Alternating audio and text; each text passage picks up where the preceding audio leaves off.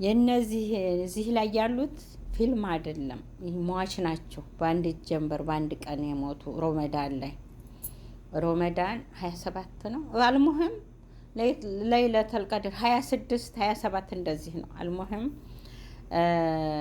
በአንድ ቀን ነው የሞቱት። ይሄ ሪያን የሚባለው ይሄ ቀስት ያለበት ልጅ ማለት ነው። እሱ የመጀመሪያ ልጇ ነው። ሌሎቹ እነዚህ የምታዋቸው ህፃን እንዳይመስሏችሁ ትልቆቹ ነዋል። እሱ ራሱ የ20 ዓመት ልጅ 21 ግማሹ 20 ይላል፣ ግማሹ 21 አልሙህም እሷ ምስሪ ናት፣ ባሏ ኦርዶኒ ነው። እና አባትና ባሏ ይተዋወቁ ነበረ። ያው ታውቃላችሁ መቼም አባቶች ብር የሚሰጣቸውን ሸጣት ዳራት። እነሱ ግን ወንድ ተከትላ ሂዳ ነው። 20 ዓመት አላየናትም። 20 ዓመት ያዩት አይመስለኝም፣ እንደ ወሬ አላዩትም። ግን እነሱ ናቸው የዳሯት። ከዛ እያመማት ሲመጣ ባለም ሂጂ ታከሚ፣ ሂጂና መስር ታከሚ ይላትና በሰላም ይልካታል። በሰላም ከላካት በኋላ ወደ 3 ዓመቷ ነው 4 ዓመቷ 100 ሪያል ይልክላታል። አስቡት እንግዲህ ለ6 ልጅ እሷ ጋር 7 100 ሪያል ይልክላታል። አፈሪ ብላና ከዛ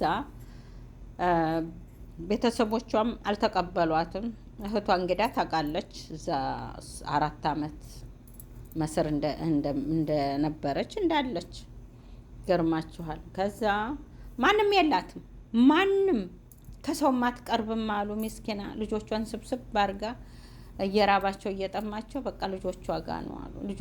ይሄ ራሱ ልጇ ቀጥ ብሎ ሰው አያይም አሉ። ይሄ ገዳው ሰው ለመጀመሪያ አለኮ ጠበቃው ለመጀመሪያ ገዳይ ህዝብ ሲቆምለት ለዚህ ለልጅ አለ። አገዳደሉ ደግሞ መጀመሪያ ሚስት ተደውልና በቃ ዶክተር ምን ይላታል፣ ይሄ ካንሰሩ በቃ ሰውነትሽ ተሰራጭቷል ማለት ካንሰር ያዘ ማለት ከስንት አንድ ነው የሚድነው እንጂ ካንሰር ያዘው ማለት ሰውየው ሞተ ማለት ነው።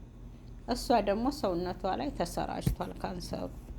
ከዛ ዶክተር እንደዚህ አለኝ እና ተሰራጭቷል እና ምን ይሁን ልጆቹንም ምን ላርጋቸው ስትለው አንቺንም ልጆችሽንም አልፈልግም እኔ አግብቻለሁ አንቺንም ፈትቼሻለሁ ሲላት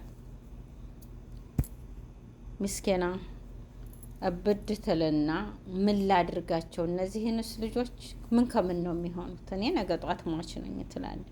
ልጆችን ይዤ ልሞት እንግዲህ ከጭንቅላቷ ጋር ተመካከረችና ከዛ ልጆቹም ደግሞ ተስማሙ። ለምን ለመሞት ተመካከሩ እንደሚገደሉ። ሁሉም ሄዱና ምላጭ ገዝተው መጣሉ። የዚህ ሪያን ታናሽ ምላጭ ገዝቶ መጣ።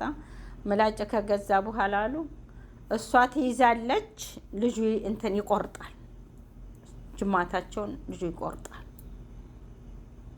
እሷ ትይዛለች፣ ልጅ ይቆርጣል፣ እሷ ትይዛለች፣ ልጅ ይቆርጣል እያሉ 6ቱን ልጆች 5ቱን ልጆች ገደሉ። እናት ቀረች። በልና ግደለኝ። እናትንም ቆረጠ፣ ሞተች። ማን ቀረ? አንተ አለችው። እኛን በቃ ሞቱ። እሷም እርግጠኛ እንደምትሞት አወቀች። ከላስ ልጆቿን 5ቱን በቃ ገደለች። እሷ ግደል ትለዋለች፣ እሷ ቁረጥ ትለዋለች፣ ትይዝለታለች። ብቻውን መቼም አይችላቸውም። እያያዘችለት ይቆርጣል። ሁሉም ተራውን ይጠብቃል አሉ ለሞት። ሱብሃንአላህ። እኔ እንደው ይሄንን በፊልም እንጂ እንደ እውነተኛ ታሪክ ይመስላችኋል ስታስቡት? ሱብሃንአላህ ግን እውነተኛ ታሪክ ነው። አሁን ሮመዳን በ26 ይሁን በ27 ነው እንደዚህ የሆነው ሮመዳን። አልሙህም እሷን ይገላታል አለችው። አንተ ካልቻልክ ራስህን ማጥፋት አለችው።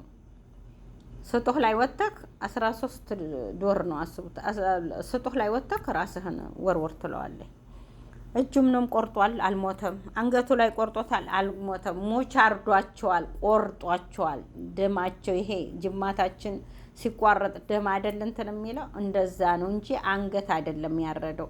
የሆነ ማን ነው ሲያወራ ሰምቼ አረዳቸው ሲል ቆረጣቸው። ከዛ ቆርጧል፣ አልሞተም። ምስኪን እናቱም ከሞተች በኋላ አስቡት 5 ቀን ነው፣ ግማሹ 3 ቀን ይላል፣ ግማሹ 5 ቀን ታውቃላችሁ እንግዲህ። እናቱን አሉቅፍ አድርጎ ሬሳ አቅፎ ሙሐሚው ጠበቃው ሲያወራ አንድ ያላወቃችሁትን ነገር ልንገራችሁ ብሎ ሲነግር ወላሂ አስለቀሰኝ። እኔ ልጁ አንጀቴን ነው የበላው። ማማ ናት። ለምን እንደሐረክ ማማ አርግ ብላይ ነው። ለምን ገደልክ ማማ አድርግ ብላይ ነው። እሷ ትይዛለች፣ እሷን አሙሳይዳ እሱ ነው ግን የሚቆርጠው። አልሞህም ከዛ እቅፍ አርጎ እናቱን ተኝቶ አሉ። ከለሯም እየተቀየረ እያበጡ እነሱ ሬሳ ያብጣል እያበጡ ከለራቸውም ሲቀየር ሽታ ሲያመጣበት እራቡም ሲጠናበት ወጥቶ አልሞት ሲል እንግዳ ቆርጦታል። አልሞት ሲል አልሞት ያለች ሩህ እሱ ትረፍ ብሎት ከዛ ስጦህ ላይ ይወጣል አሉ። ሲወጣ ሲያዩት ራሱን እንትን ሊል ይያዛል። ሲይዙት ምን ሆነህ ነው እንደዚህ እንደዚህ። ቤት ሲገቡ ሬሳ በሬሳ ነው እንዳለ ሬሳ በሬሳ ተነፋፍተዋል፣ ሸተዋል። አስቡት እንግዲህ እስከዛ ሰዓት ይሄ ልጅ አይበላም አይጠጣም፣ እዛው ሬሳው ጋር ነው የተኛው። እኔ ያሰብኩት ይሄ ልጅ ምን ነው ሞቶ በሆነ ይሄ እንዴት ብሎ ነው ወደፊትስ የሚኖረው ነው። አስቡት ሰው ገሎ እኮ ይወጣል። እሱ ግን 5 ቀን ነው 3 ቀን እንግዲህ እንደሚያወሩት ግማሹ 3 ቀን ግማሹ 5 ቀን ይላል። እስከዛን ሰዓት ድረስ እናቱን አቅፎ የተኛ ልጅ ነው። የእህቶቹን የወንድሞቹን ሬሳ እንግዲህ 4 ወንዶች 2 ሴቶች ናቸው። በአጠቃላይ ልጆቿ 6 ናቸው። ሬሳ ላይ ተኝቶ የነበረ ልጅ አይምሮው እንዴት ጤነኛ ይሆናል? ወደፊት ምን አይነት ህይወት ይኖራል ነው። አያችኋት ግን ህይወት በጣም ከባድ እንደሆነች። እሷ ደግሞ ልጆችን የትልጣላቸው አለችና ሰብስባ ይዛ ሄደች። ይሄን በፊልም እንጂ ያየነው በሀቂቃ እኔ እንጃ። እኔ እንደዚህ አይነት ታሪክ ሰምቼም አይቼም አላውቅም። አላህ ይዘንላቸው እሱ በራህመቱ። እሷም ጨንቋት ይሆናል ከልጆቿ ኢማን ያ ግለተል ኢማን ነው ግን ከልጆቿ መሳሳት በቃ ምን ይሆናሉ? እኔ በትኛቸው አባታቸውም ተዋቸው፣ እዚህም ዘመድ የሚጠይቀን የለም ወደ የት ልጣላቸው ብላ ልጆችን የት ጥያቸው ልሄድ የሚለው ነገር ነው። እሷ እንደምትሞት እርግጠኛ ናት። ለምን ካንሰሩ ሰውነቷን በሙሉ ተቆጣጥሮታል።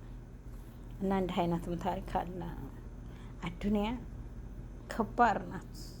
ፈተናዋ በጣም ከባድ ነው።